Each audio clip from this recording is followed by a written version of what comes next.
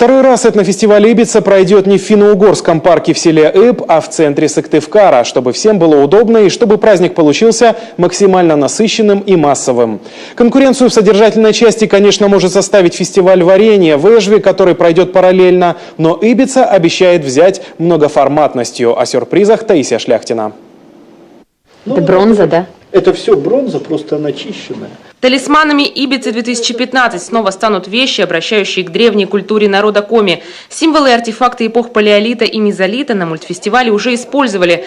На этот раз в центре внимания Железный век. С поиском материала помогли ученые Коми научного центра. Организаторов заинтересовал найденный когда-то в Шиховском могильнике под Усть-Цильмой погребальный инвентарь. Особенно вот это бронзовое зеркало, которое датируется примерно 5-3 веком до нашей эры. На нем наши предки изобразили 4 мифологических образа – медведя, ящера, коршуна и соболя. Вот это, по моим сведениям, первое изображение, которое вот как раз позволяет говорить о представлениях у людей, хоронивших, подчеркиваю, хоронивших на этом могильнике в первом тысячелетии до нашей эры, это время, между прочим, скифов, да?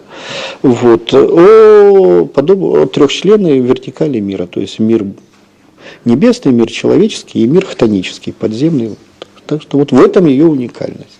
Выбранный символ направил организаторов и на новую концепцию. Стефановскую площадь, которая в этом году впервые станет площадкой Ибицы, разделят на 4 зоны.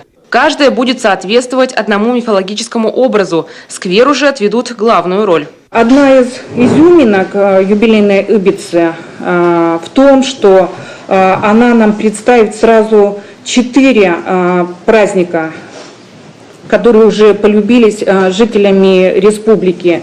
Это и Сыктывкарский Арбат, это Заваленка, это праздник Сена, который проходит в Троицко-Печорске, ну и знаменитый наш Василей. Самым долгожданным для зрителей по традиции станет гала-концерт. В этом году звездными гостями Ибицы станут группы Иван Купала и Мумий Тролль. Легендарная рок-команда, кстати, представит программу, разработанную специально к выходу нового альбома. Поклонники смогут не только услышать своих кумиров, но и увидеть видео сопровождения их выступления на большом экране. Отметим, что в последний раз Мумий Тролль был в Сыктывкаре больше 10 лет назад.